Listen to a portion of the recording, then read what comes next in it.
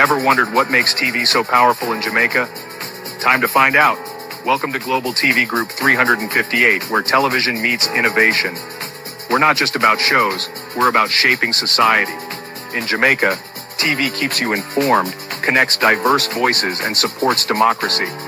Imagine a Jamaica where broadcasters unite, sharing data and collaborating globally. That's us, a unified voice in the TV industry. Did you know TV advertising is still king? It drives website traffic, boosts brand equity, and powers integrated campaigns. Even in an age of digital, TV stands strong, resilient in tough times. Our Global TV Deck is your treasure trove of insights and data. With charts, graphs, and success stories, it's your guide to impactful TV advertising. Curious to learn more? Visit our website and see how Global TV Group 358 keeps television at the heart of entertainment in Jamaica. Get ready to binge watch the future. Oh, thy peace, God of my salvation, because the mouth of the sinful and wicked is open. Rastafari.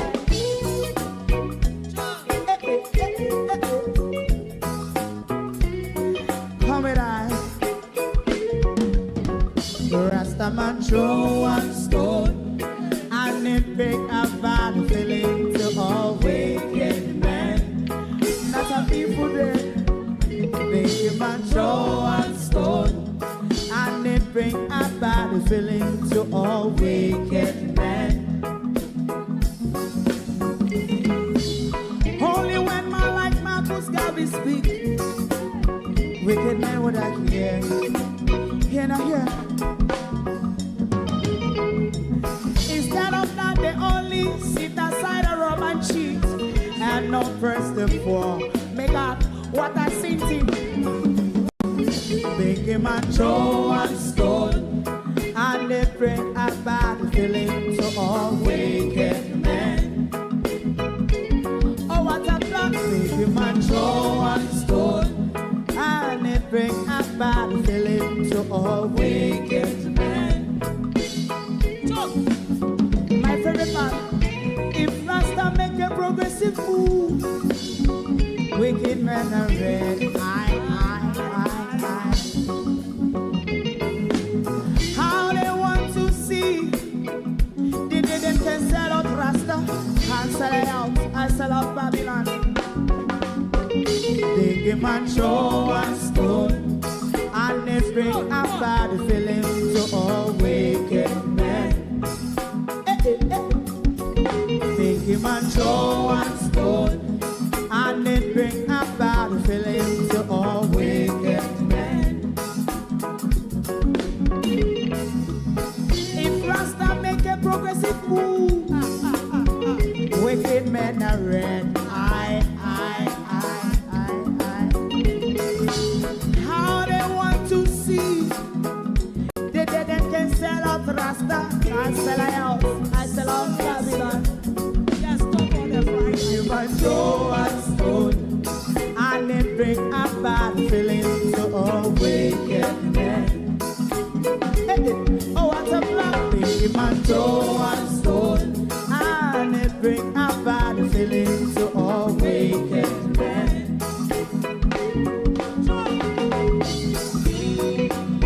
You have eyes to see, let him see. You have ears to hear, let them hear. What a prophet must say.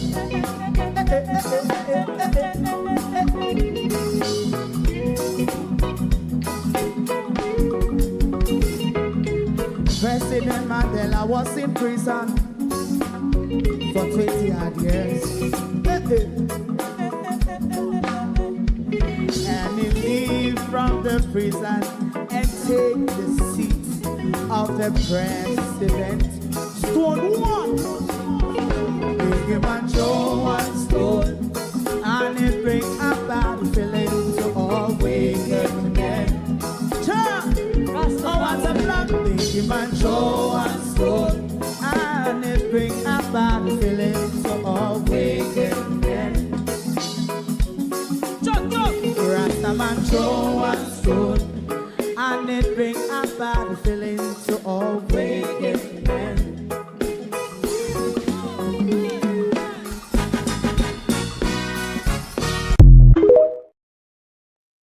Good evening, and welcome back. We are out here for the opposition press conference, which will be coming up shortly. Welcome to the Global TV War Room. In a time of war, when war is declared on a country and war is declared on a people, the Ministry of Information ought to be tiptoed on its toe and keeping the people abreast of all what is going on. Social media is the Ministry of Information for our people at the moment. And right over here is your war room, because our mainstream media seem to not be going around the country and doing and showing, showing and telling us enough. But we will continue the fight against a government onslaught that was carried out on a people. Some people in some of the zones in St. Elizabeth and Manchester are saying it didn't look like it was just a rain. It looked like we were burned. Some things look like fire was thrown on us as well. The devastation people continue to talk about, all people can continue to tell you, we are alive. That the most we are thankful for. We have lost all materially, but we are alive, meaning we can rebuild, we can move forward, but with unity. Floyd Green, on the ear say, Floyd Green was seen in parity. On the jaw closer, man. On the blood cleat on the death of our jaw closer. On the ear say, Floyd Green, da parity. I give out KFC. KFC, yeah. Of course you heard me. KFC. Clean out your ears. KFC. The Member of Parliament, the Minister of Agriculture, is in parity giving out KFC. I wonder if that means KFC building all right, innit? Innit, Mr. Green? Never blast down KFC because that's a part of the new development, innit? Just asking, because so much thing with this so-called hurricane is becoming suspicious. Because you see, on Crane Road, where one of the rich people, them own house Floyd Green, the big old bravado of Crane Road, the rich part of Parity, between Parity and Black River, Crane Road. It looked like a different blast carried out on Black River Town Center and Parity than what was carried out. If you want to watch the images, the blast look different. Me don't know. It's just thinking based on what me see.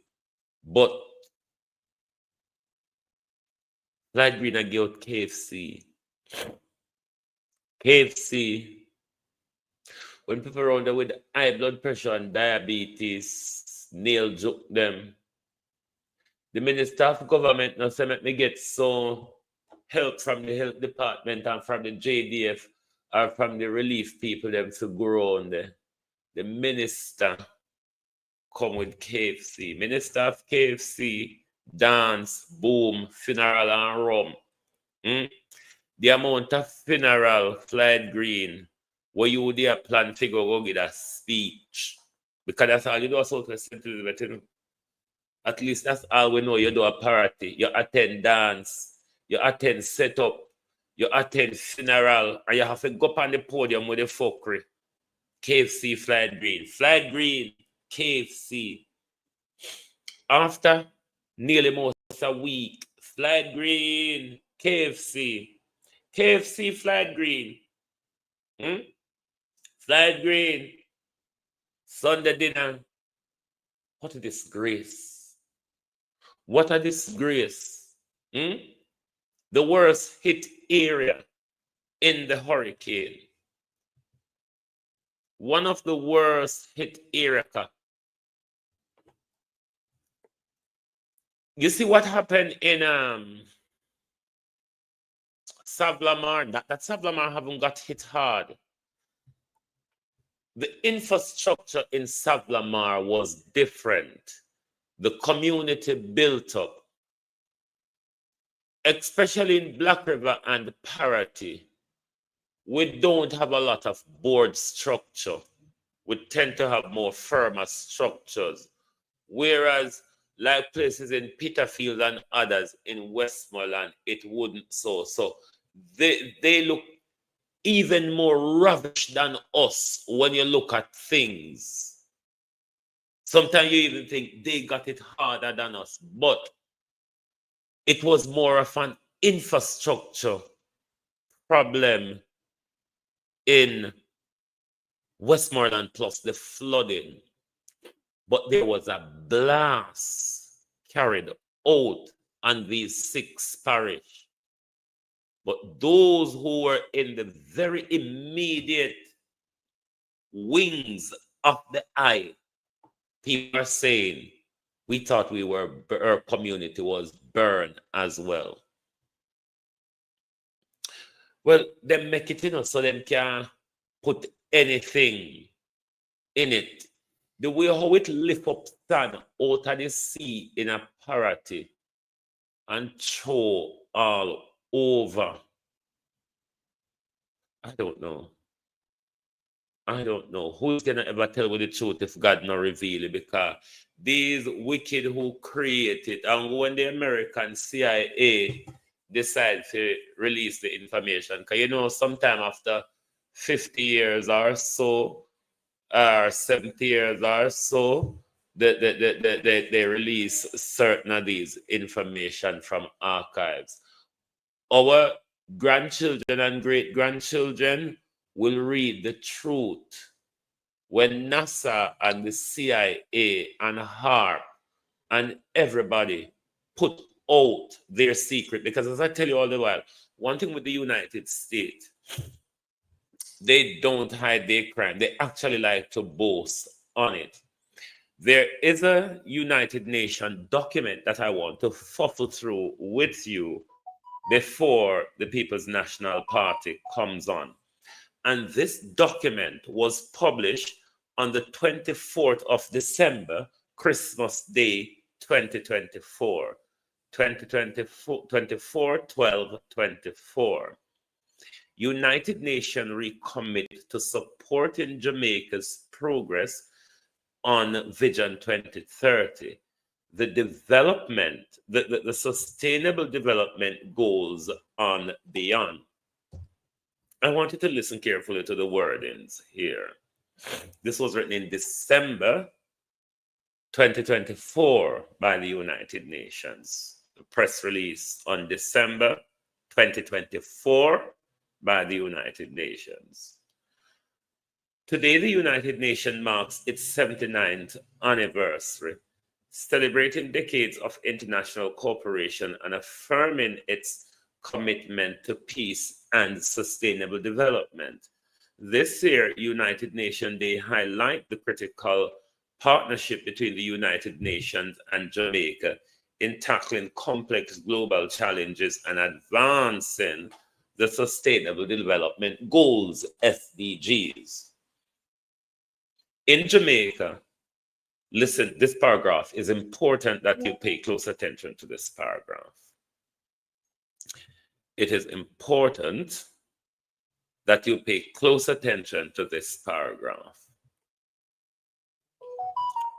In Jamaica, the urgency of sustainable development is more pronounced given the country's status as a small island developing state, facing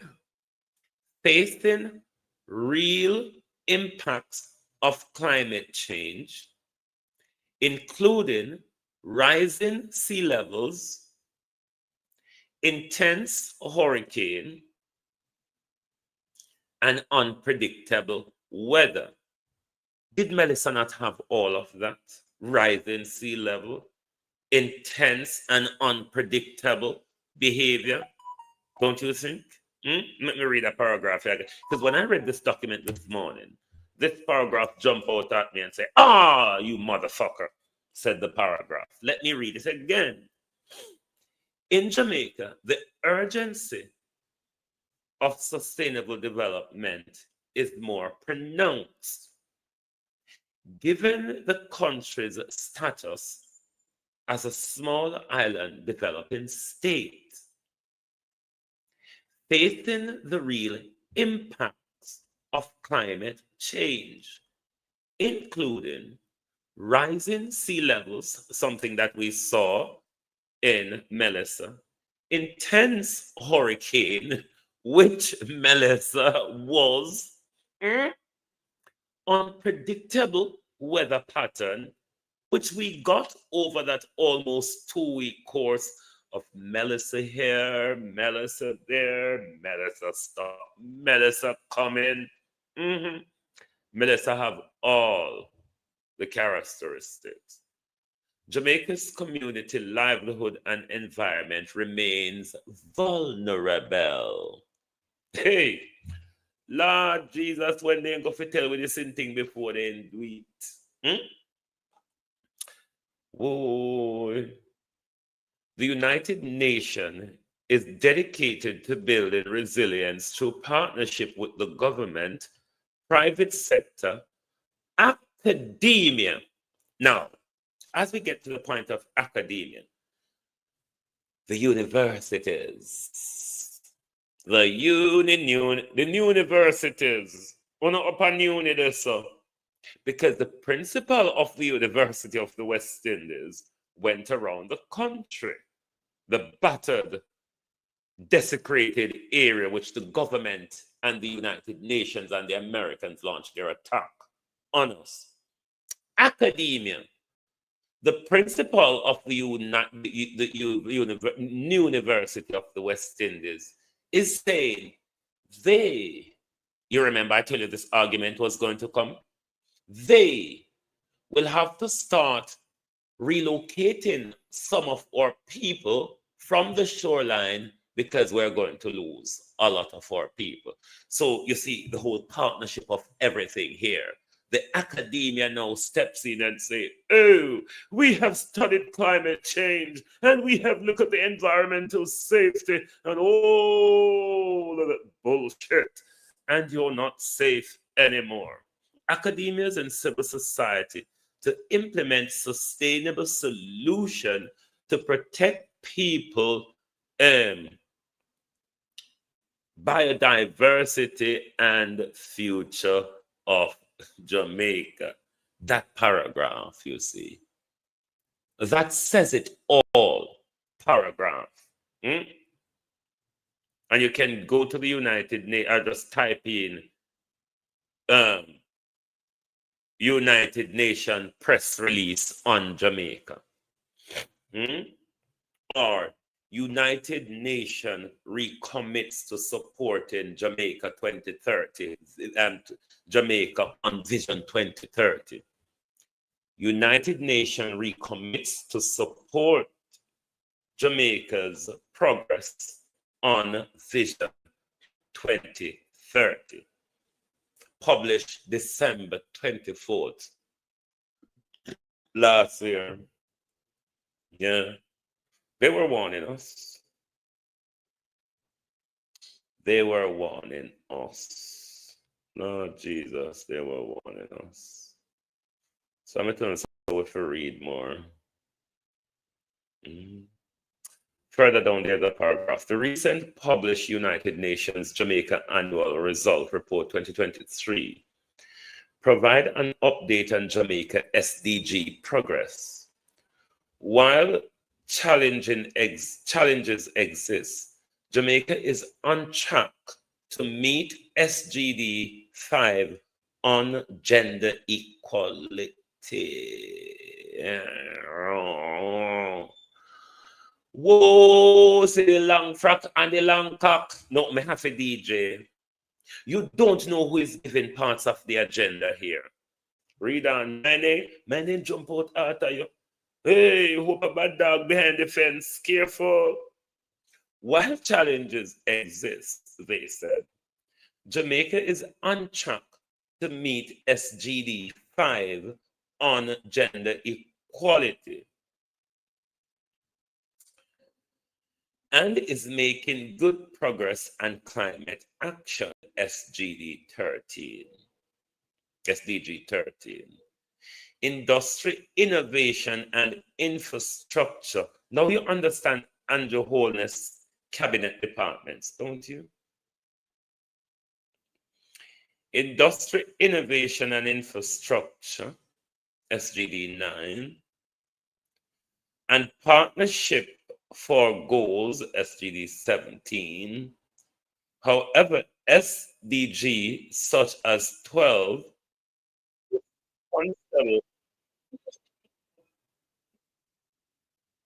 Jamaica today. The opposition has called this press conference because the West is in trouble. Jamaica experienced something we weren't truly prepared for.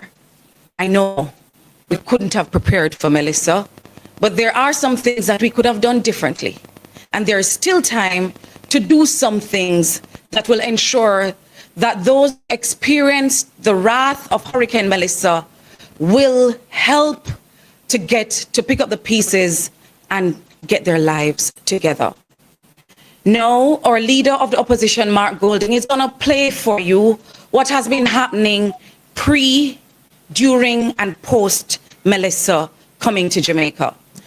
Dr. Alfred Dawes will tell you about the health crisis and the potential health dangers if we do not get the medics into ground zero now. Isat Buchanan will tell you what they experienced on the eastern end of the island with Hurricane Melissa in Portland. We have MP Natalie Nita. She is going to tell you what happens when we do not coordinate well. When the local players at the councillor, local government level, the MPs, and outside help tries to come in, but the coordinating hub cannot hold, she is going to tell you how we propose that we do it differently so that Jamaica can get on with the business of recovery. I will speak with you as a member of parliament for South St. James, a constituency that was directly in the crossbows of miserable Melissa. And then Zulika Jess will tell you of the experience she had with her constituents in St. Elizabeth. I will also speak to you about what's happening in Westmoreland, Hanover, Trelawney, because the information that we're receiving from our representatives is too much not to share with Jamaica. We will speak again when you can ask us questions at the end of the presentation. But for now, please welcome Mark Golding, the leader of the opposition.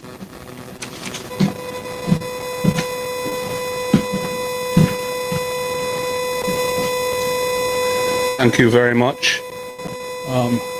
Good afternoon, Jamaica. Good afternoon, members of the media and all listeners.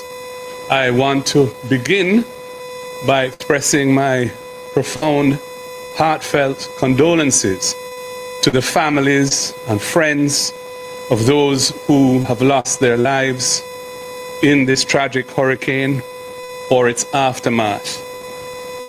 Our sympathies also extend very profoundly to those thousands, tens of thousands, perhaps hundreds of thousands of Jamaicans who are suffering at this time from the impact, the calamitous impact that this hurricane has had. And we are aware, of course, that there are levels of destruction. There's a large ground zero, as it's called, which is really the areas of Jamaica that were in the swathe of the hurricane when the eye hit in eastern Westmoreland, stretching into St. Elizabeth, stretching into the more westerly parts of Westmoreland as well, and then moving north into South St. James, parts of Hanover, and of course Trelawney and even St. Anne. The rest of Jamaica has also suffered damage, some of it before the hit of the hurricane. And so we can't leave them out, because there are communities all over the island where people are in a very difficult situation, whether it be due to no access with roads being blocked or breakaways, landslides, and so on. Our hearts go out to all who are in this dire predicament now. Now, I would say that this hurricane and its aftermath represent an existential threat to our society as we know it. People in life-threatening situations of isolation and deprivation mean that unless relief can reach them promptly, and unless the necessary assistance can be found and distributed in an equitable and transparent manner to help them rebuild their lives, Jamaica is going to be facing very difficult times. And I think that point is not lost on anyone who is familiar with what is going on as I speak. In this context, we all need to pull together in unity to get Jamaica through this terrible disaster. This is a time to join hands and hearts, not just in words, but in deeds, so that the whole nation can feel part of responding positively to this devastating situation and the solutions that will help us to pull ourselves out of it. The opposition must not at this time be seeking to score political points as a political competitor of the government. This is not the time for the opposition to adopt that posture. And we are indeed trying our very best to operate in the spirit of that. But on the other hand, we must point out where there are areas of need and what we see as the priorities in relation to those needs, where we see weaknesses in the response mechanisms that need strengthening or correcting. And we must provide, where we can, constructive, well-intentioned suggestions to help navigate the country through this disaster. We must also demand transparency and fairness in the distribution of all relief. The relief must get to those who need it, prioritizing those who need it most, whether they be of whatever political color or whatever demographic group they may belong to. They are all Jamaicans, and they are to be treated equally in this time without any form of discrimination or tribal politics coming into it. And we want to stand for that. There can be no place for partisanship or profiteering by political insiders or others connected to them at a time like this. It requires good governance, inclusive governance, authentic communication, and everyone working together. I now move to some of the things that I wish to propose in this regard. I have proposed to the Prime Minister from last week, Wednesday, that he should establish a broad-based task force to be given the responsibility of governance oversight over the relief effort, the relief coming in, how it is dealt with, how it is distributed, not to manage that process on a day-to-day basis, but to provide oversight to those who are managing it. So there's some accountability for how it's done, and that accountability is being held by a broad-based group that can enjoy the support and confidence of the whole society, especially those who are suffering terribly now and no doubt fear that they may not be treated fairly, or they may be ignored or overlooked in the response of the state to the crisis. I also think there needs to be a clear command structure for the actual day-to-day management of the response to the relief. And that should be led, in my opinion, by professionals in disaster management, not by politicians who do not know the ins and outs of responding to a disaster of this magnitude.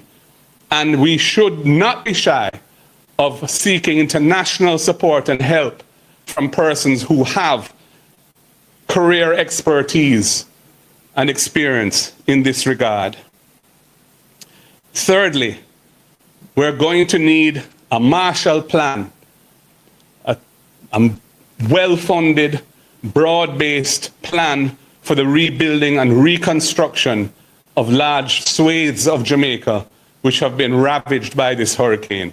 That plan cannot be developed today, but it is vital that we prepare such a plan and that it have the inputs of persons who have the necessary skills and experience and knowledge to design a comprehensive, workable plan that can be executed efficiently and that can have the confidence of our international partners we are going to rely on heavily to provide the financial support for this. And in terms of more specific recommendations now, I have asked the Prime Minister to make an additional allocation of resources to members of Parliament so that they can mobilize communities and contractors to help with the cleaning up of communities that are currently in a state of devastation, clearing roads where necessary, cutting trees and the like.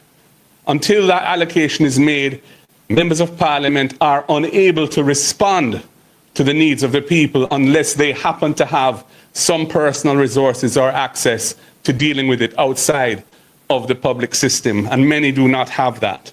Well, also say we're not a big problem. I would also say that the process of engaging contractors to do that kind of work should be simplified and made easy for members of Parliament, especially in those areas where there's very limited connectivity and where following the normal bureaucratic processes that are required would be very challenging or impossible for members of Parliament. If contractors have a TRN, whatever the allocation is, they should be invoices, and those invoices can be submitted, but the work should be able to begin. Secondly, we note and agree with the decision to suspend the imposition of import duties and import GCT on disaster relief items coming into Jamaica. However, we believe that the period for which this has been announced is too short. Yes. Because the time it takes to mobilize funding and make the necessary procurement abroad, the logistics, etc., of getting it shipped to points on land where they can then be shipped or flown to Jamaica takes some time. And to have it cut off by the end of this month is too short. And it's also not clear from the announcement that was made whether goods in transit to Jamaica will get the benefit, even if they haven't landed here at the time of the expiry of the window. I'm suggesting that we recast that window in a way which is more realistic, given the situation that we face. Good God. I also think we need an evacuation plan urgently for persons who are without shelter. That needs to be well thought through so that persons can be moved to places of safety where whatever form of accommodation can be erected to support them, whether it be tents or something else that can be put in place, and they can have access to the basic means of survival in an organized way. And that is necessary because right now we have people, many Jamaicans who are exposed to the elements, including babies, including children, including the elderly, including persons with disabilities, and they need to be moved to accommodation which protects them from the ravages of the elements going forward. Those are my thoughts, and I'm now going to hand over to the next MP who is going to address more specific concerns in their particular constituency. I thank you.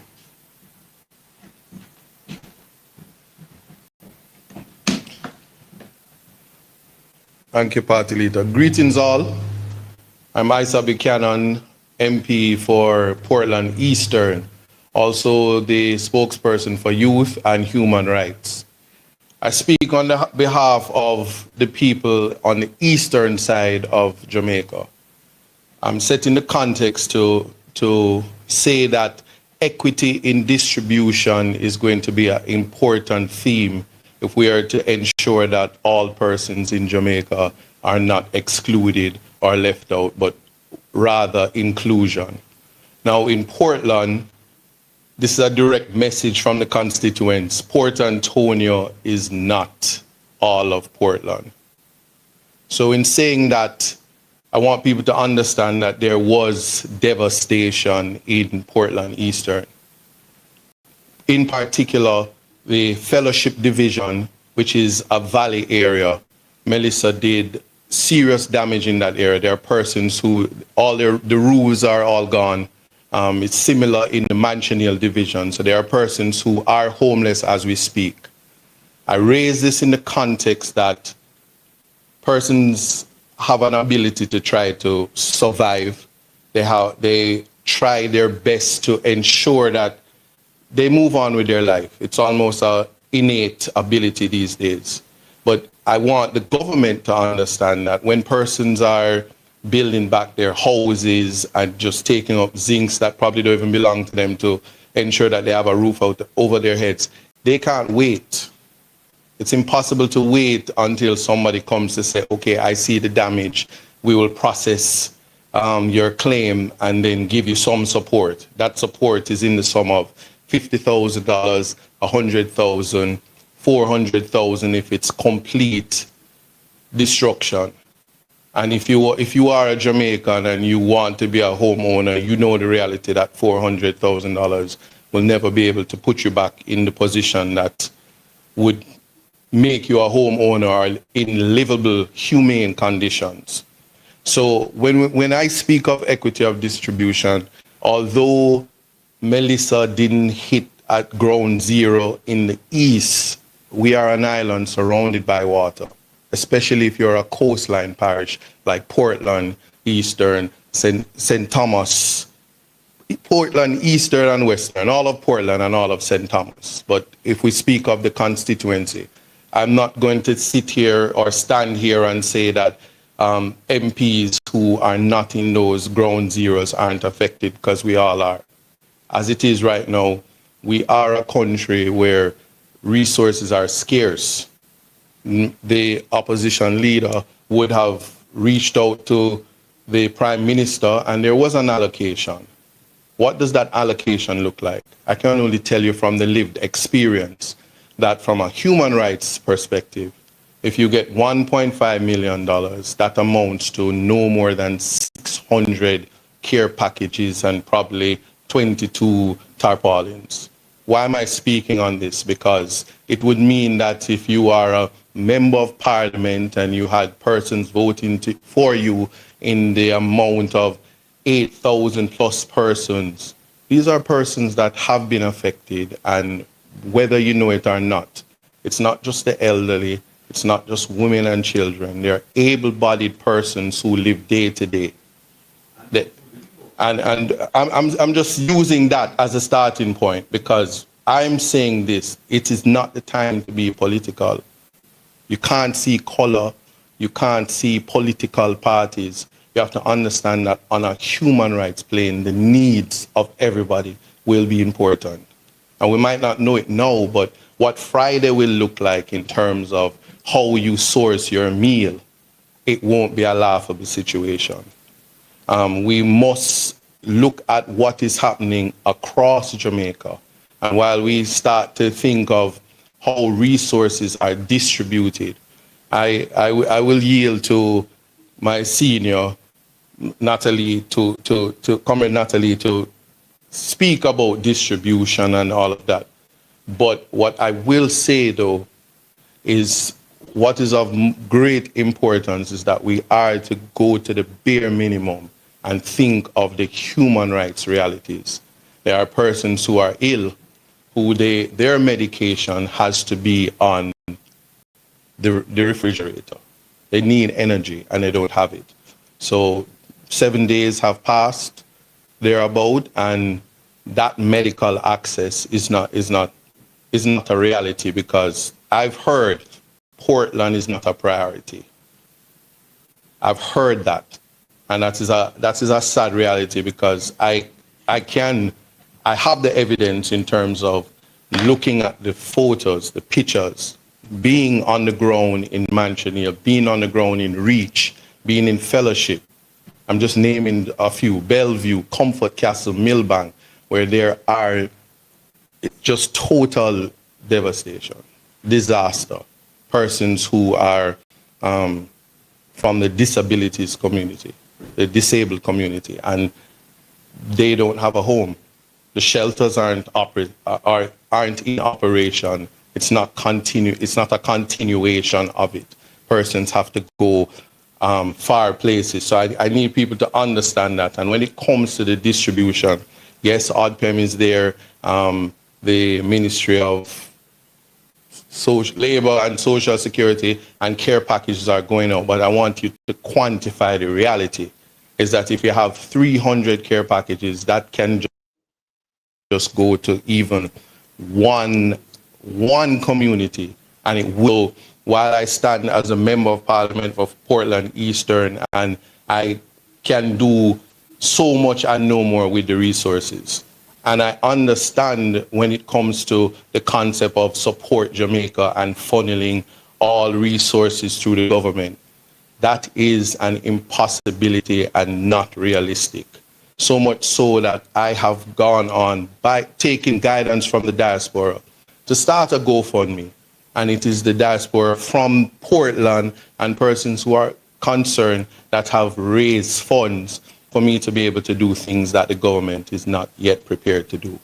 I will just say, think of every single person, because that is my duty as a humanitarian, as a human rights attorney, and even as a spokesperson for human rights and youth. And I will make a compassionate call to all members of Parliament that we are to work collectively through our offices. I will reach out to anybody that's close by, because I get the calls that my family is stuck in Westmoreland and I haven't heard of them.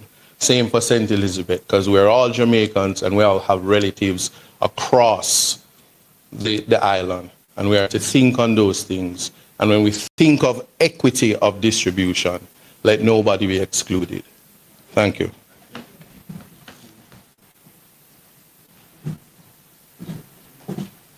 Good afternoon. I'm Salika Jess, Member of Parliament for Northeastern St. Elizabeth. There has been quite a lot of attention being paid to Southern St. Elizabeth. Unfortunately, Northeastern St. Elizabeth has been left devastated by the passage of Hurricane Melissa. It has been almost 1 week since the hurricane, and regrettably, not one government official has actually visited Northeastern St. Elizabeth. Now, this is a constituency that has been ravaged. We're talking about entire communities that have lost their roofs, lost their homes. Communities such as Thornton, Windsor, in the Silo area. There are entire communities where absolutely no home was spared.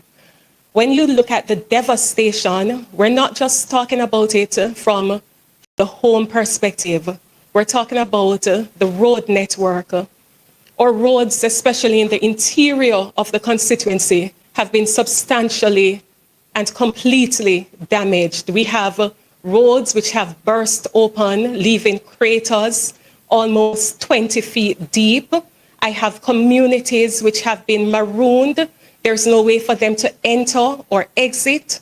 I have residents reaching out to me to say that they can't get out of their community, and they have elderly persons who need to see a doctor and they can't leave.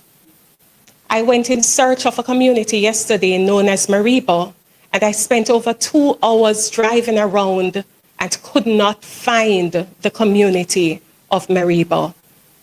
I say all of this to say to you that the devastation has been extremely great in northeastern St. Elizabeth.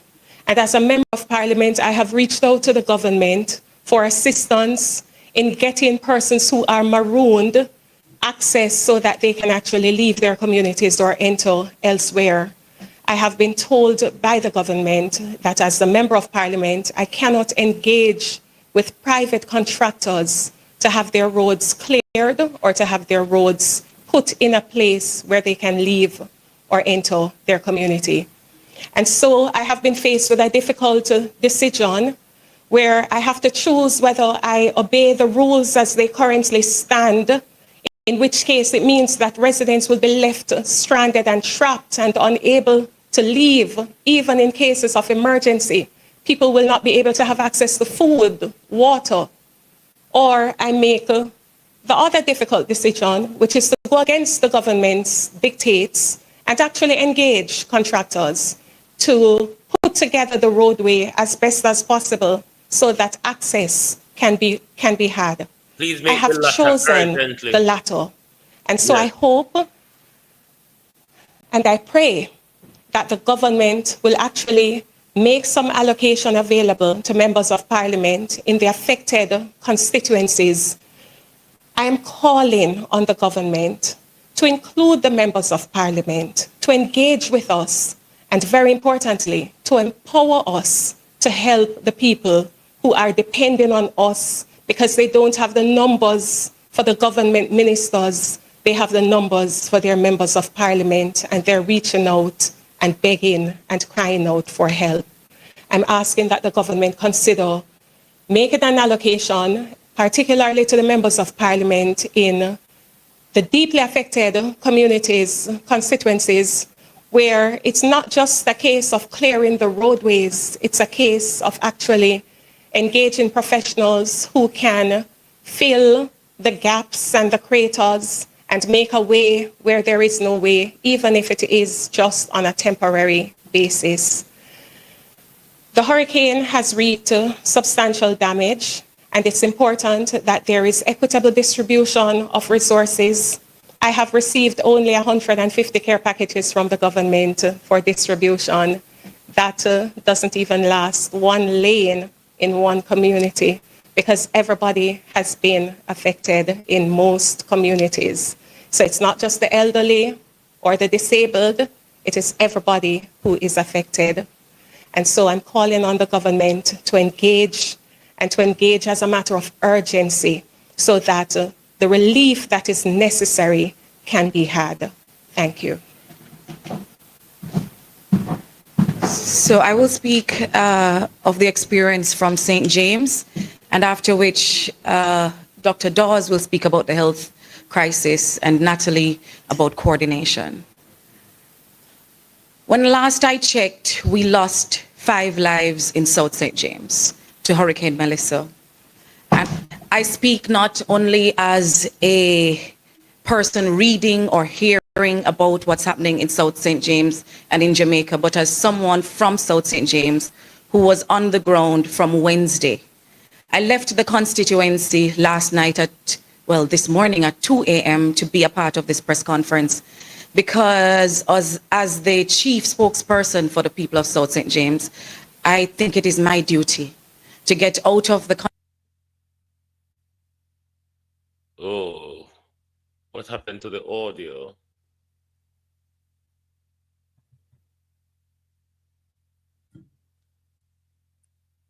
largest constituency in St. James, of the parish.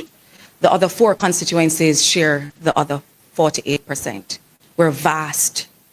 We meet Westmoreland, Hanover, Trelawney, and 2 other constituencies, West Central and East Central St. James. To enter the constituency, traditionally, we use 5 different routes. We have only been able to clear 1 route into South St. James, and that is through Long Hill to Anchovy, Mafuta, Barnet Bush to take you up to Garland's, Moko, Maroontown, or you go right at Fern, Plum, Cambridge to go as far as you can until you're stopped by downed power lines, poles, landslides, and rivers. Yes, The Seven Rivers has taken the road we have in the Bickerstead Copperwood plantation area. We still have communities that are marooned and do not have access to food. And when I say no access to food, what I mean is that when we advised them to go to a shelter like the shelter at Cambridge High School, we told them that we were advised by the government that food would come after the storm, which was a mistake because some went in from as early as Monday of last week and they have not had food up till now. We were able to send a little boat across, a little blow-up boat across the roadway to get to some, and they got food for one night because the boat couldn't hold much more. We have seen the helicopters flying in the sky above us in South St. James, but most times they're going to St. Elizabeth or Westmoreland. They're going to the sexy places where disaster grief is big profit and big public relations opportunities. In South St. James, we're farmers, we're humble people, we don't like to beg. But I'm appealing on our behalf because we need urgently food for our people who are marooned in places like Catadupa, in Jungle, in Awful Gully. We're calling for help for people in Retrieve, where we join Eastern Westmoreland, because they were only able to get their dead out of the community just 2 days ago. We're asking to have the health authorities come in because the cows are still floating, the goats are still floating in the waters that have taken and submerged communities like Spring Bottom in the Roehampton area. 2-story high houses are still underwater. We have a coastal bus, you know the height of that, that is still submerged along the roadway to Cambridge. Based on my estimation, over 70% of the housing stock, the business, the livestock, the agriculture has been lost in South St. James. And when I go to the community, I don't know what to say to them because they ask me, MP, you see my house, it was right here, it's no longer here, what do I do? I tell them that I have not yet gotten word from the government, right? To tell us how we're going to help them to rebuild and to get their lives back together, right? So,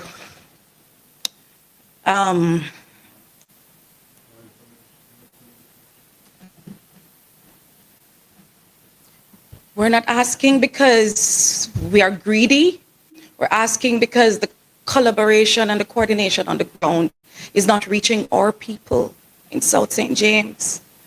When I'm able to bring 2 bags of food like I did last night to the school at Malden High, they were not able to make breakfast this morning because it could only last 1 day.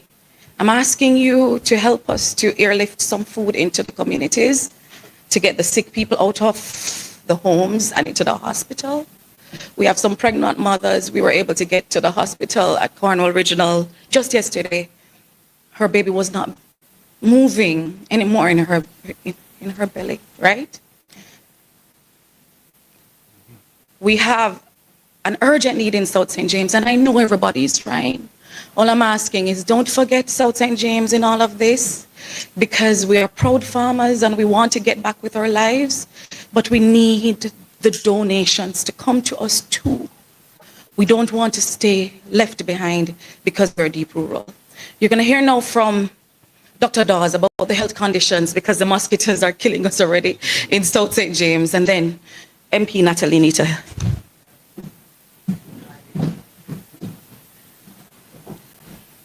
Good afternoon.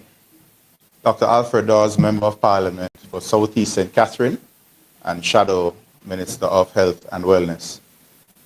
When Hurricane Melissa hit Jamaica, it was a catastrophic natural disaster. If we continue on this path where the government maintains hegemony over the distribution of aid and access to the most vulnerable communities by volunteers, if they try to do it alone, we will have an even more catastrophic man-made disaster. We are seeing a humanitarian crisis unfold before our very eyes. Ground Zero was in eastern Westmoreland, a parish that I'm very familiar with, and the devastation that is seen there and in St. Elizabeth and in other parts of Westmoreland, St. James, Hanover, and St. Elizabeth overall. It is mind-boggling. No pictures or videos can do justice for what you see when you're driving miles and miles. The smells of rotting carcasses, the flooded roads. Healthcare has been teetering on the border of collapse because of the situation at Cornwall Regional Hospital and the overcrowding in the feeder hospitals. What we're seeing now is an exacerbation of that situation, where Lucy Hospital, Noel Holmes Hospital, is pretty much non-functional. Up to over the weekend, there was no way of contacting hospitals for referrals. They would just get critical patients as fast as possible loaded into an ambulance and send them off with a hope and a prayer and what limited staff they can afford to send on that journey. The Black River Hospital has been devastated, and Salvamar Hospital, they have major infrastructural challenges, but even more so, the staff, they are also homeless. They are also living out of cars. Many of them are hungry, and many persons cannot provide health care because they do not have the resources. We appreciate that the government has now opened the NHS stores and has started to send out supplies. But we must not be fooled into thinking that a field hospital being set up means that it is an appropriate response to a catastrophe of this nature. A hospital is secondary care. There is no primary care in any of the affected parishes at the moment. This means that the clinics are closed. It means that diabetics, hypertensives, persons with heart disease, kidney disease, those who have a diabetic foot ulcer, they are not being treated. And it means that they are going to have exacerbations and complications of their diseases. And already we are seeing where those who have access to the hospitals have been flooding the hospitals. We will see in the ensuing weeks an increase in mosquito-borne diseases. Within 6 weeks, we can expect outbreaks of dengue and whatever else is lying around, waiting for these appropriate conditions to manifest. The public health inspectors, they need to be empowered immediately so that they can start their food safety checks. They can inspect for water sources that they are potable, they have not been contaminated. Basic materials such as food, temperature, thermometers must be provided. We must increase vector control activities immediately, and this is not just fogging, but source control. Otherwise, we're going to see a massive outbreak of dengue. The gastroenteritis from the consumption of spoiled foods, already we hear reports of persons eating rotted or rotting carcasses. And the unavailability of potable water will lead to diarrhea, dehydration, and in the most vulnerable, the elderly, the children, and the pregnant mothers, it may mean death. We do not know what the true death toll is from the hurricane, but what we can expect is that if these public health issues are not addressed immediately, we're going to see far more deaths occurring in the aftermath of the storm, in this man-made disaster, than what occurred during the passage of Melissa, the natural disaster we're here to speak about. We must head this off. We must resource the hospitals. We must send relief staff to the hospitals. We must find a way to get health care in the communities that have been cut off up to recently and are still cut off. And the way we may fill that gap is by inviting and coordinating the hordes of volunteers who want to go in and give some health care. Medical missions have played a very important part in the provision of healthcare in far-flung communities. And it is this provision of primary care, the screening, the early intervention with the medications, the dressing of wounds, that have kept many persons from seeking healthcare at overcrowded hospitals. If we have dilapidated structures, if we have damaged structures that are understaffed, it is reasonable to ask that volunteers be coordinated to go and man these health centers in the rural communities through the different medical missions. So these things must be coordinated immediately. Organizations that want to donate food and especially water, they must be accommodated. I've had complaints and I've tested the system myself, and I don't want to be overly critical. That is not the tone I want to project here today. But those who want to give are being frustrated by the process. And what is happening is that they are trying to make the journey themselves. The roads are blocked up. On our mission on Saturday, one of the buses broke down and the relief bus took about 4 or 5 hours to make what would normally be a 2-hour trip to relieve the staff that were left on that bus. The roads have been congested, and it is frustrating persons who want to donate, but we must set up a proper distribution network so that those who are impacted the most, irrespective of their antecedents, they get the resources that they need. It means not simply focusing on one particular area, but accepting that this hurricane tore through the entire Western Jamaica. We must not ignore the plight of those who are in one parish. If the information that came to us through the media came late and our attentions were already fixed on a particular area that was brought to the forefront of our consciousness.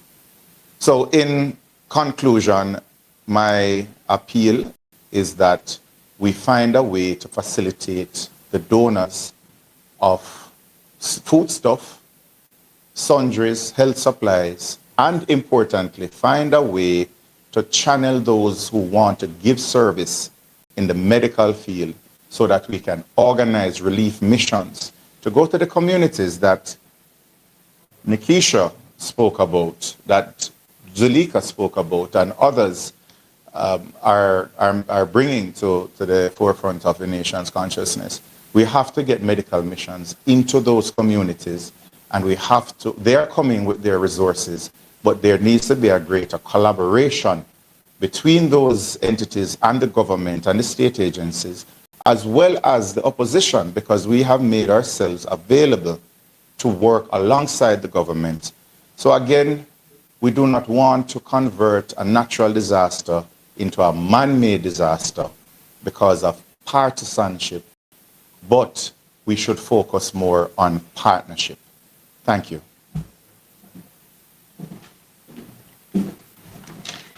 Good afternoon, ladies and gentlemen. After a disaster like Hurricane Melissa, the most powerful tool we have is unity. When we are united in purpose, government and opposition, national and local leaders, NGOs, community groups, and private citizens, recovery happens faster. Resources are used better, and help reaches everyone who needs it. Disasters do not discriminate by constituency, status, or color. And so our response must also rise above any division. This is a time for collective responsibility. We all have a role to play. Government agencies, first responders, the private sector, faith-based organizations, non-governmental organizations, and our community leaders all have a part in building back stronger. When we bring our strengths together, we save lives, reduce harm, and make every recovery effort stronger and fairer.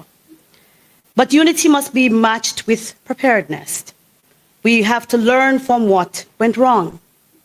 Our shelters must be ready and suitable to receive people before the storm, with basic supplies, pre-positioned, and shelter managers available, trained, and ready to serve. In some instances across Jamaica, the list of shelter managers included persons who were deceased, had migrated, or were simply unwilling to serve. These are gaps we must correct. We must draw on the best practices of experts so that our communities become more resilient to future hazards. That means ensuring all stakeholders have a seat at the table.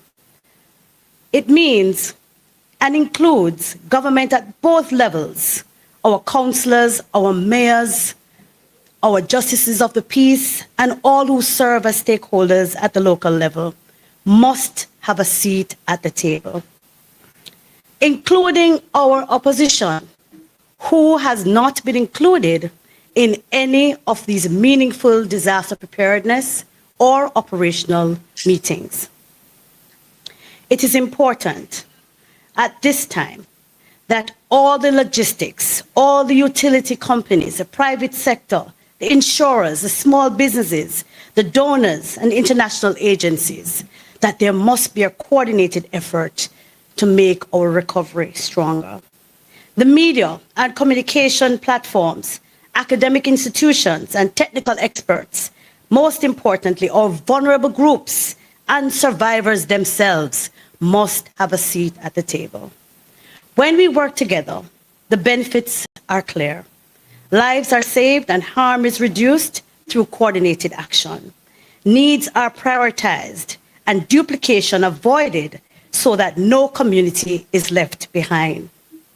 Resources are used efficiently by pooling transport, storage, and funding. Expertise is shared, combining technical skills and local knowledge.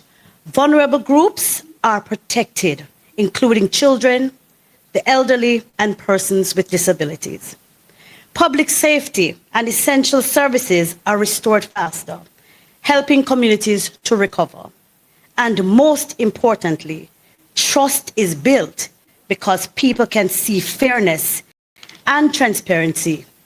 If we are to build true resilience, collaboration cannot happen only in crisis. It must be part of how we operate every day.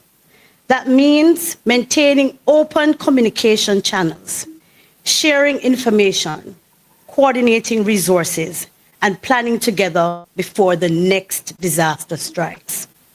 The opposition stands ready to work with the government to strengthen our systems and ensure that every Jamaican, wherever they live, can depend on fair and transparent support in times of need. Let us commit to building partnerships and putting people first. When we work together, Jamaica is stronger, and we lead with compassion, coordination, and accountability. Recovery is not just possible, it is inevitable. Thank you. So we'll now open the floor for questions. If you have questions, please state the name of your media house. If you're online, you can indicate by using the raised hand icon. If you're in the room, please indicate, we'll get the microphone to you and we'll take your question.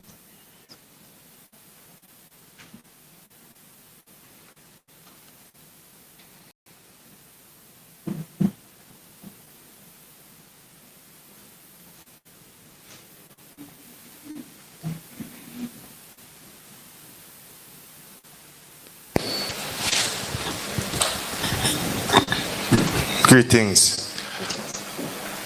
This question is for Mr. Buchanan and Ms. Jess.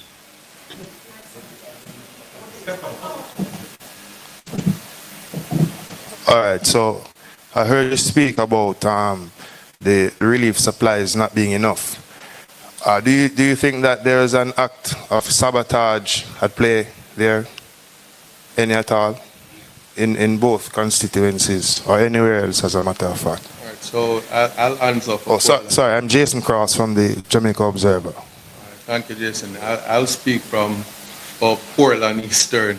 I don't buy into conspiracy theories.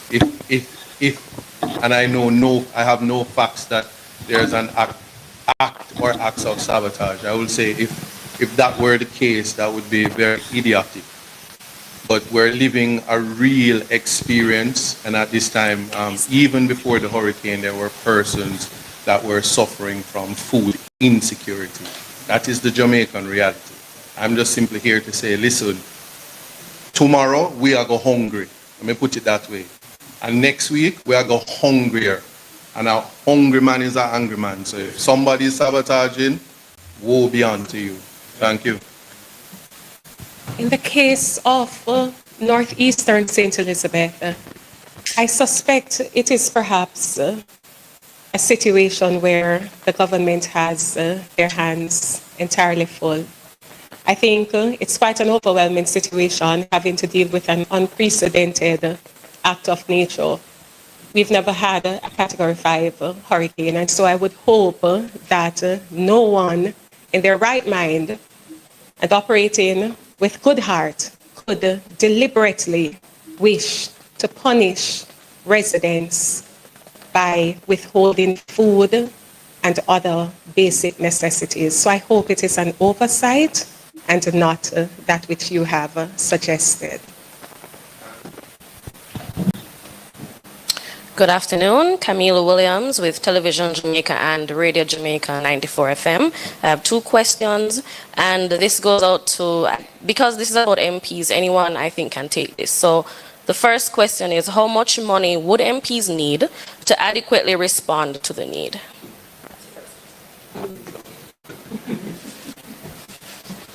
It's a rolling assessment. But the government can allocate at least 10 million at the moment. I understand what you mean. I hesitate to attempt to answer that with a specific number. The scale of the damage is unprecedented. It's not yet quantified. And it differs from constituency to constituency. So it doesn't permit of one answer per constituency. A rolling assessment. There is, however, a threshold that I think MPs could handle adequately and which could make a huge difference because of their connections on the ground. I think it's important for Jamaica to understand that members of parliament on both sides, councillors on both sides, have networks into communities in every nook and cranny of the country. There are very large national organizations that are not centralized in the capital like government is. They're diffused and they're across the island. And the information can flow. Once there's connectivity, the information as to where the needs are flows very quickly and easily, right through up to me, if necessary, as leader, or the Prime Minister, I'm sure. So empowering members of parliament, as long as there are accountability measures in place to ensure that the money or the goods are accounted for adequately and properly, using that structure and the councillors is a very effective way of getting to people in need. We will partner with local organizations who we have relationships with on a day-to-day basis, churches in communities and other organizations on the ground to cover the ground where needed. Now, in terms of the amount of money, what has been proposed, we got 1.5 million allocated on the Saturday before the Melissa hit. I had reached out to the Prime Minister that morning about it. We had a meeting at OPM about it. We discussed it, and he said he was authorizing $1.5 million as a kind of pre-Melissa effort to prepare us to have something. And that was useful, and we did our best to prepare ourselves with that. Tarpaulins, water, foodstuffs. But of course, the scale of this is so much greater than any of us anticipated, really, because we haven't experienced it before. That really needs to be replenished. I've been in dialogue with him.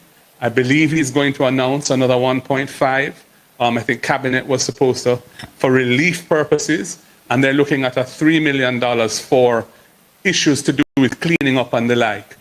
I've said to him that the bureaucracy, the administrative requirements as to how you spend that $3 million, and please, public, bear in mind, we don't get this in cash.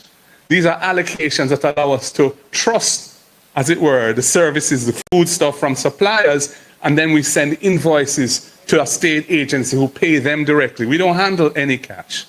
Now, $3 million, when you're faced with thousands of people who are homeless, is not an answer to that question. And I'm not sure that for the major, well, I should put it this way, for the major response to the housing and shelter needs of the people, and even the food and water needs, the MPs cannot be the sole solution. We don't have the capacity to deal with housing needs on that scale. That needs a national reconstruction program with a proper governance structure attached to it and well-resourced. But certainly, if you were to give MPs even $50 million each, that would be we would be able to make that money count for the people and the people who need it. I'm just throwing that out as a number, but it's many, many multiples of the figures that are being discussed now. And, you know, one has to bear in mind the resource capacity of the country as well. And the government is in the best position to assess what that is. So, you know, we're getting, hopefully, the CRIF payments which have been committed, and we're expecting that the CAP bonds will also make a payment. The government hasn't yet confirmed that, though the media has been suggesting that it's a done deal. I hope it is, but we're waiting on the confirmation. And there are other funds that were in the budget and so on for national disasters. But bear in mind at the same time that there's been a calamitous hit to the economy. So going forward, we're going to see a contraction of the economy. We're going to see a contraction of government revenues. We're going to see a contraction of foreign exchange flows, potentially.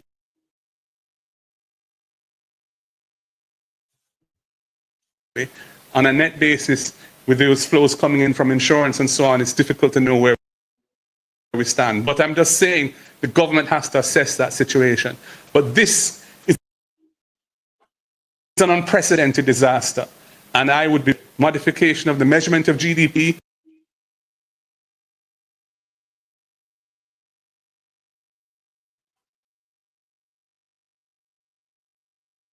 Come on, Andrew, no internet problem in that town. I wanna do. We were supposed to get to the target of 60% of GDP this year, even though the law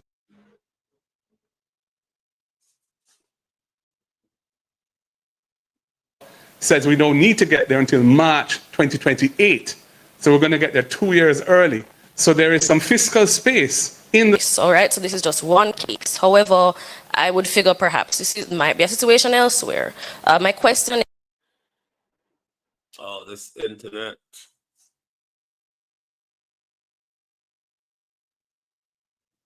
is, have you been seeing the issue of political partisanship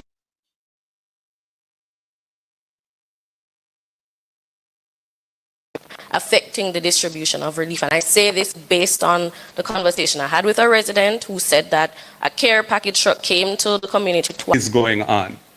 And that's why it's so important that the structure, the command structure to manage the distribution of relief is not an ad hoc thing where, you know, a minister get a phone call and respond here, and then somebody else tug him shirt and him respond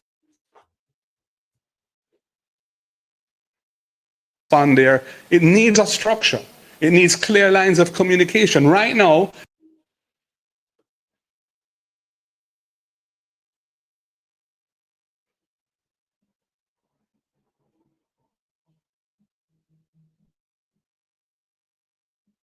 I got a report yesterday that 8 people were dead in a community in St. Elizabeth. And they were planning to do a mass burial because they're cut off. I can give you the name of the community. It's in my phone. I have reported it, which is not practical because he can't handle every single report. There is no proper command structure in place. They've put in the same old system that has applied under their leadership.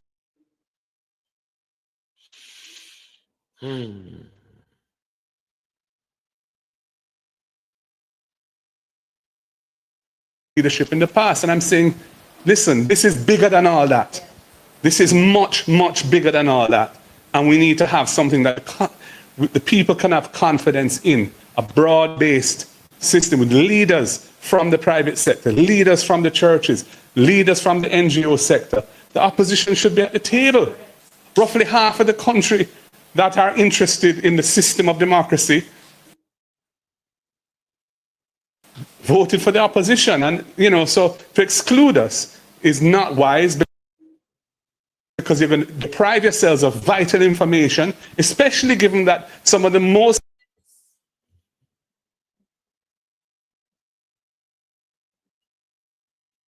badly hit areas are areas where our representatives have been voted into office. So the structure needs to be put in place that's broad-based. There needs to be proper. Thank you. There's a question here online from Portland Spice TV. Are there members of the parliamentary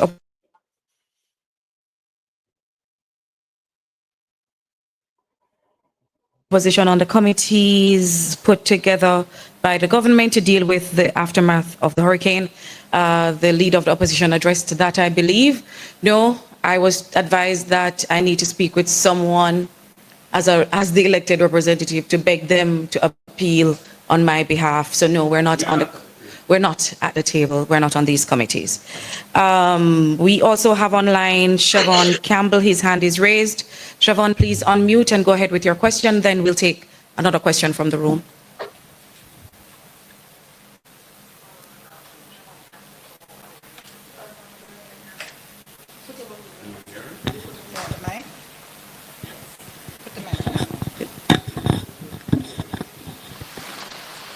Go ahead, Siobhan.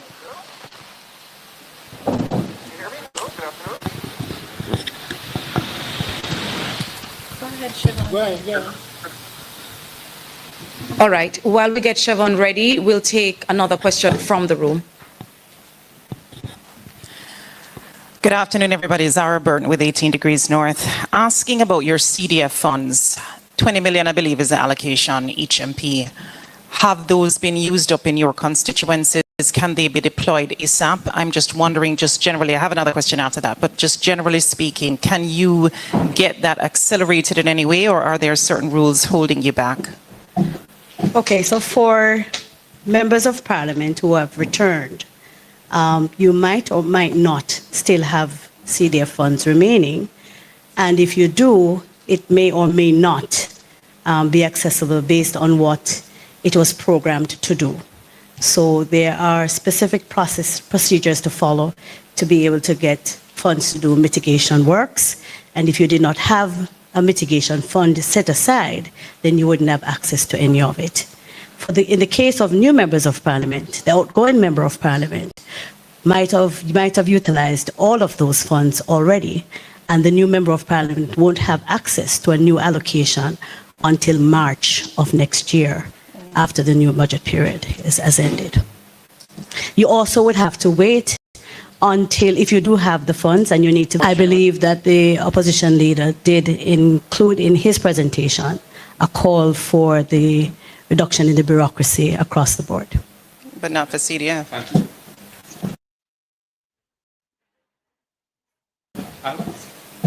I would just add to that, just for public information, how the CDF works is a $20 million annual allocation per constituency.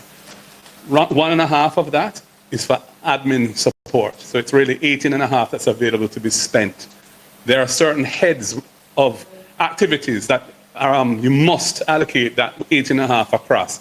Welfare, social housing, economic enablement, sports, education, etc. And then you have to design programs which have to go to a parliamentary committee and get approved for each of those. So the whole 8.5 million has to be approved by Parliament before you can get access to it. Now, there has been no decision to modify those rules. What has happened, that 1.5 million that was allocated on Saturday was an addition to the CDF. So it is being spent through the CDF processes, and the same agencies that normally would apply will receive the invoices from the suppliers of the food, water, tarpaulins, etc., and make those payments. They did not require parliamentary approval for that. I guess cabinet approved it. So I don't think there's much, if anything, available in the 20 million allocation that can be really used. Some people may have some funding for housing, and for example, I have asked whether for what I have in my constituency, which is available for housing, if we can use it for the responding to the needs of people. Right now, a lot of people in Jamaica have leaking roofs, a lot of roof damage. There's a huge demand for zinc and other roofing materials. So I've written to the CDF to ask if we can use that, if my constituency can use those funds for that. And they have indicated that we can. So, they need to broaden that, and that all 63 MPs have that, a facility available. In relation to the $3 million that the PM said would be approved today by cabinet, or he was expecting it would, I have said, as I said in my opening presentation, rather than go through the normal bureaucracy for that, where you have to get NWA to approve the specific works, they have to send somebody to look at it, and then you have to write them and nominate who the contractor is, because it's below the threshold where it has to go to tender if it's only $3 million, and they can't do anything until that. I'm saying for many of the MPs in these areas, there's no connectivity. So to require them to go through all those just to clear some roads and chop up some trees is really, it's excessive. So what I would suggest is that we just allow a situation where contractors will have issue an invoice, the work can be done, and that invoice is then sent for reimbursement in due course. I also had one more question. This was for Dr. Dawes. Health, mosquito-borne diseases. I know you mentioned it in your presentation that there is a possibility that we will be getting sicknesses come through like dengue. I wanted to know if, as of right now, whether you have heard of any cases of these mosquito-borne illnesses as of yet, and also, I know you mentioned, I think, fogging. I think you may have used a different term, but vector control. What other measures, given the fact that you said that they're coming, what other measures would be necessary to mitigate against that at this point? Because as I think somebody else mentioned, there are some carcasses in different streams, water bodies. Everywhere. There's water ponding all over those parishes, and there's dead animals all over the place, rocking. So the question is that posing a health risk as well? And so if you could just address some of the things that, in addition to what you said about vector control, what else from a medical perspective would be necessary to mitigate against those diseases, and also dealing with these dead carcasses and even dead human bodies too that are not claimed? So what we are faced with now is a public health crisis in the making. We speak about the ponding of water, these water reservoirs that are caused by the receding floods. We do have a very fertile breeding spot for mosquitoes. So we are going to see a massive increase in the mosquito population. And we know that Aedes aegypti, which transmits dengue as well as chickpea and Zika, that is native to all of the parishes that have been affected. With the Haitian migrations that we are seeing coming in, we are at risk for malaria. We must consider that the rotting carcasses of animals can contaminate underground water supplies.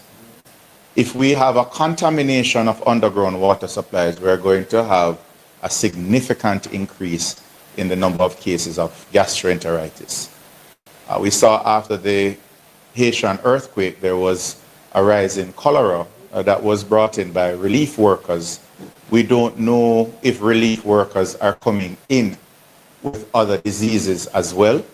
And we have an incubator now of persons who are living outdoors. They're prone to respiratory conditions. and they are prone to gastroenteritis as well as mosquito-borne diseases.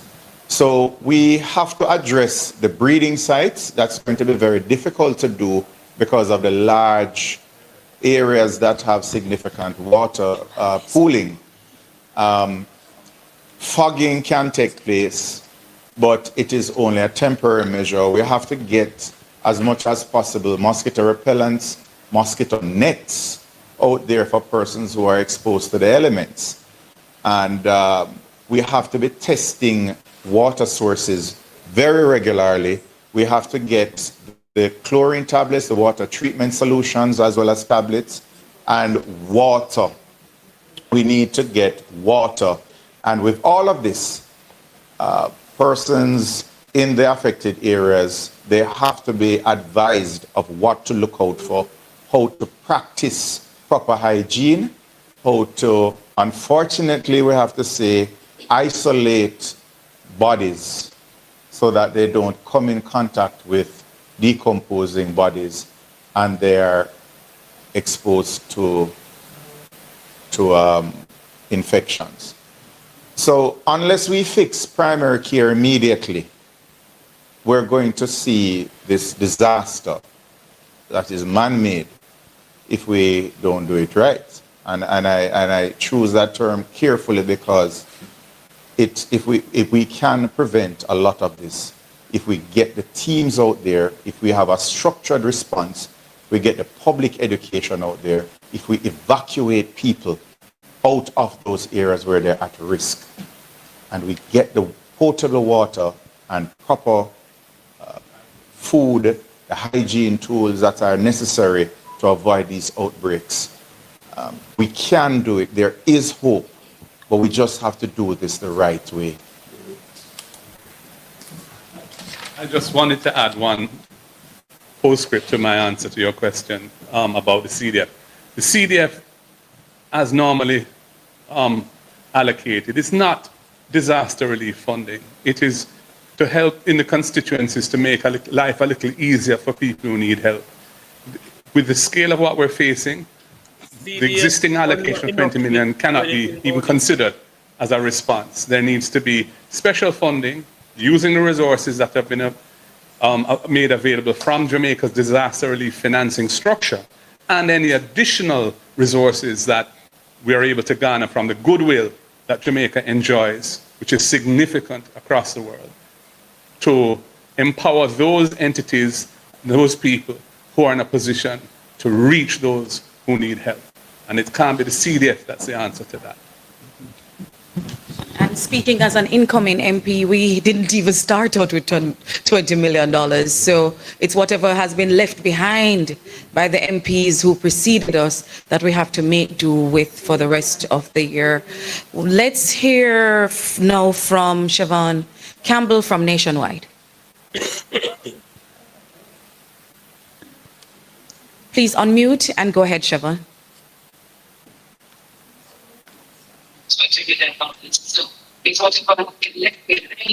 If I'm not seeing Siobhan on mute, can I take the stage? Yes, please go ahead. Say your name and the media house you represent. My name is Colin Bell, Portland Spice TV.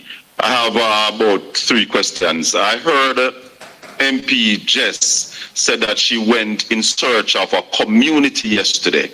Could you expound a little bit more on that for us, because you say you did not find that community? I also want to ask, does the People's National Party as a party can source assistance for the people who needs help?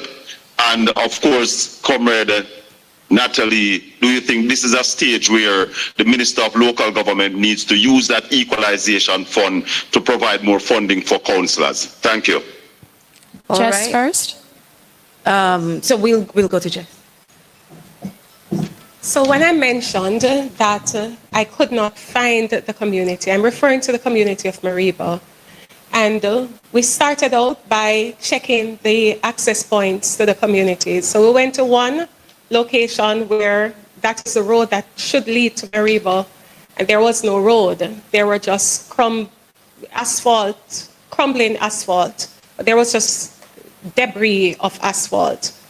We went to another location that should have been the other way to enter the community, and it was just totally impassable. Everything, the road was broken away, split totally. We were told that we may be able to find the community by going through a dirt road in the hills. And so we went into the hills trying to find the dirt road, took several dirt roads and could not find the community until further, about 2.5 hours later, we found a house, and they told us that if we continued to walk, because we couldn't drive, so if we continued to walk, we would find another house further down, and they would have to call out the community to come to us, because the community, they are trapped inside of the community. They are trapped in the community. So that is the reality on the ground. People are marooned, and they can't get in and they can't get out. Thankfully, I've made arrangements for some heavy-duty equipment to be brought into the area today to try and get them access. So hopefully I'll have better news later tonight.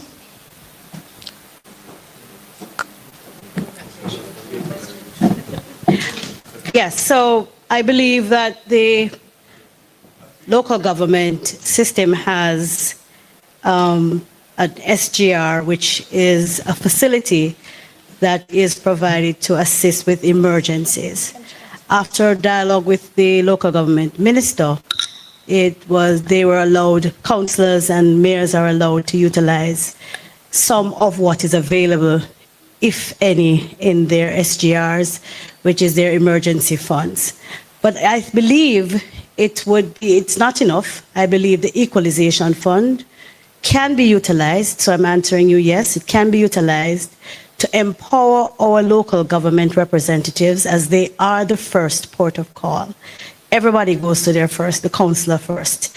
Most times because they are living in the same communities with them. And so they should also be empowered, whether through the equalization fund or a special disbursement through the national budget at this time, to be able to assist with what is happening on our parochial roads. So while we are engaged in clearing our main roads so that major vehicular traffic can go through, our community roads need to be cleared urgently, because they can't get into major communities to be able to purchase food and to be able to have access to medication. And so there has to be a great emphasis at this time to empower our local government representatives to be able to respond quickly.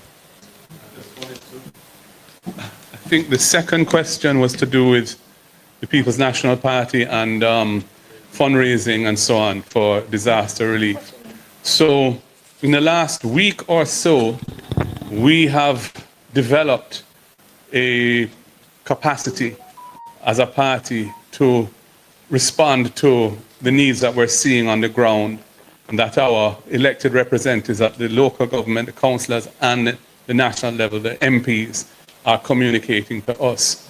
So we have the capacity to receive financial contributions locally and from overseas, and we have relationships that we've developed with established charities that will import and make the relief supplies available for distribution. And we're putting in a structure for this, with an accountability element, because we want to account for every dollar received and every item received and distributed.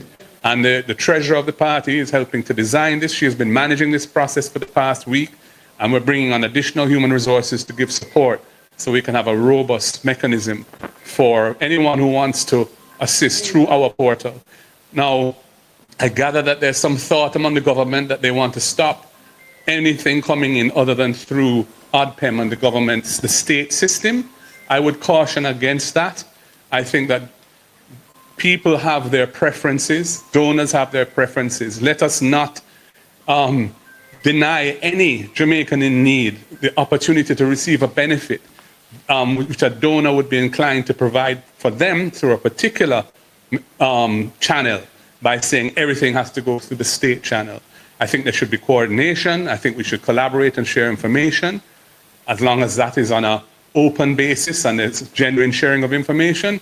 But I don't think we should restrict this whole relief to one channel, because that is going to result in people not benefiting as much or at all from what is available. And so I encourage the government to rethink that, if that is indeed the way they've been thinking. Okay, let's try once more for Siobhan. Siobhan, please unmute and we'll take your question. Good afternoon, can you hear me? Hearing you well. Good afternoon, Siobhan Campbell, Nationwide News. I have just two quick questions to the opposition leader. You said that the matter at hand is not one of politics. And while we understand the suggestions you've put forward, is it wise then to have a press conference of this nature, which essentially raises the matter to a political discussion? And second, there is a criticism that is going around suggesting that the opposition is attempting to govern from the opposition benches. How do you address that? Well, the opposition cannot govern the country. We don't have any authority or status in governing the country. The civil service respond to cabinet. We are not part of that system. And all state agencies ultimately respond to ministers who are in cabinet. So that point is really nonsense. Anyway. But the first issue about whether this is political, we are sharing information with the public. We have information which is important. We have ideas which we feel are important. And we feel that, that there's nothing, as long as we're approaching this in a spirit of national unity and to help Jamaica come out of a desperate situation, we ought to and should share our ideas with the public. And that's what we're doing. We haven't today attempted to criticize the government. We have made suggestions. We've pointed out where there are weaknesses, but we're not seeking to criticize the government at all at this point in time, because this is not the time for that. This is a time for us as an opposition to work with the government if they will let us. And if they won't let us, we will still work in the interest of the nation as a whole, Labour Right and PNP, because we are all Jamaicans and we want Jamaica to recover from this. If we don't pull together, our corner dark. So let us pull together as one people and use the best resources available to us, the best thinking available to us, the best organizational skills available to us, with a common heart for the interests of the people who are suffering right now. And there's no better note to end this press conference. If you go home tonight and you can lay your head on a dry pillow, if when you look up you don't see stars, you are blessed. We in the West, we need your help. Pray for us. Pray for Jamaica, land we love. Have a good evening.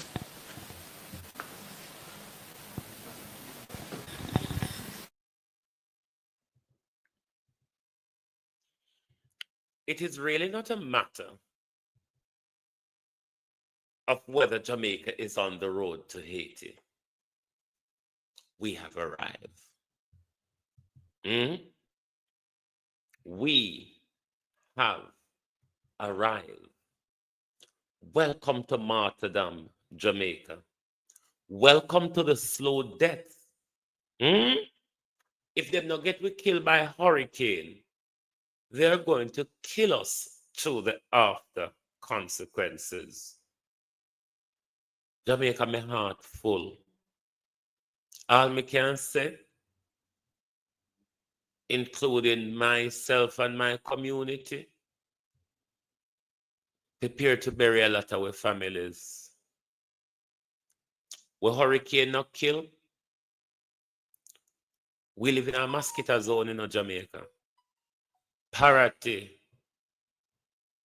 It's like we engineered mosquito for the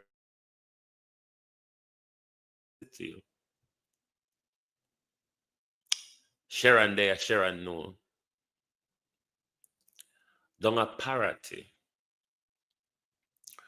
We engineer mosquito for the complete Jamaica. Jamaica, this is martyrdom, you know. Jamaica people, are you hearing what I'm saying? This is martyrdom. They're going to kill us off slowly. What a land war. Jamaica, my heart full. Don't mind the batty boy them for nationwide. Don't mind them.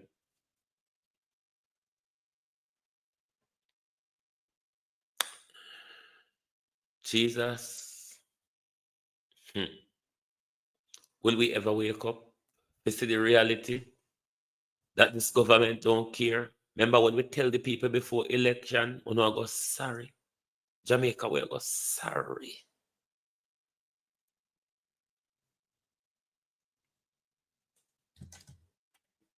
This is a whole lot we dropping in Jamaica. We don't know how we're going to get out. Help not in here, boy. No, it's nobody that. The opposition come out today because the opposition, Nikita Berchel couldn't cope. The opposition come out today because the opposition has been frustrated.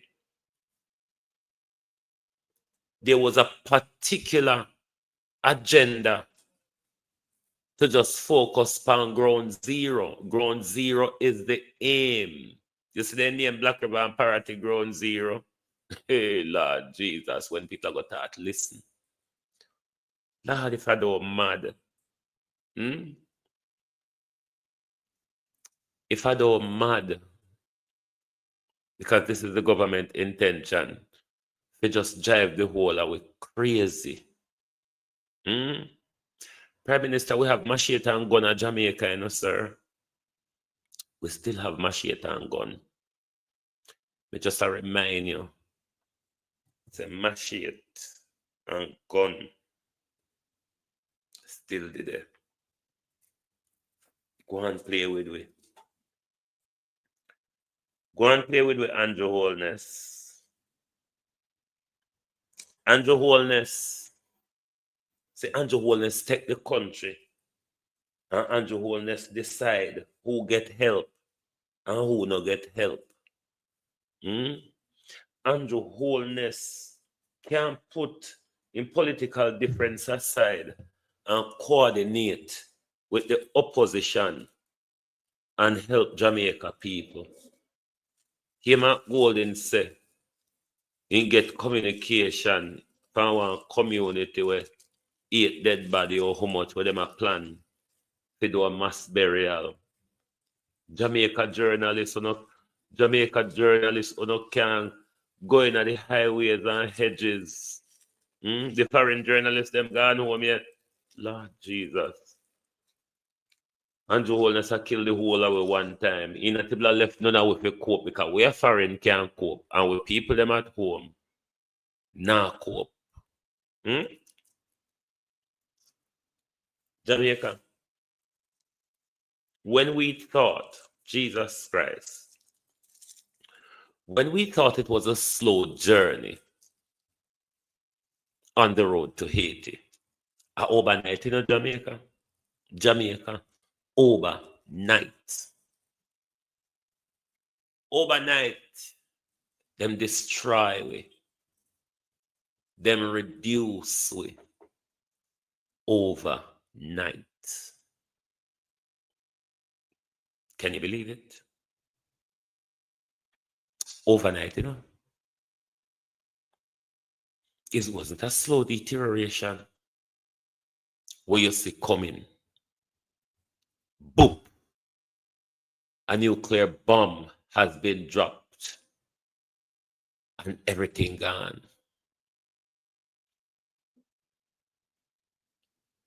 This is what you see outside green and tough and house mash up. Yes, they mash up, but me still think in a party that we get a different blast from where Crane Road getting on Sharon. Party look more derelict complaint to. Remember, say Crane Road sits in the middle of Black River and Parity. You see how Crane Road and Black River and Parity look more decimated than Crane Road? And it fall right in the middle of those two decimation. But remember, say the road the upper rich people live on and politicians have house span and thief and wicked and liars and murderers have a house span. Jamaica, we are fucked, you know. You know that, don't you? Are you aware that this is it that we were warning about? Are you aware that it is here, Jamaica?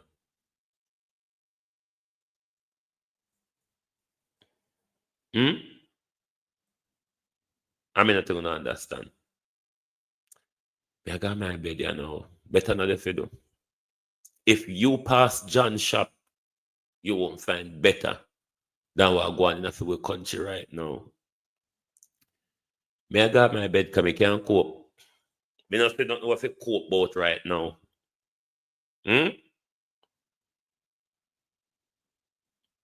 When we wake up to realize that all these are deliberate attacks from our government, it's not hard, it's not easy to swallow, you know. And an easy pill. Globalist will soon tomorrow. No, you see why these journalists flooding from overseas. Remember said, God and him picking, Jesus and him picking them, not God. Jesus and him picking them. And them the world believe when them talk. So Jesus and them picking them come in and then make sure them paint the narrative and everybody follow the narrative. They have to come and paint the ground zero picture. They were just here to paint a narrative of climate change and the ground zero and the whole, Jesus, the game. When I tell you about the stage, the theater of life, the theater of life, when some people wake up, oh God, them are go frightened. When we wake up, holy power, we are in a mental health problem, you know. Because the shock to our system that I was in a bubble all this long. Can I say Athens come here come ask one question? I say Athens, Fletcher R. Washington come here come ask one question. God go with your Athens. God go with you. Globalists, may we see you tomorrow. You hear? Thank you all for being here.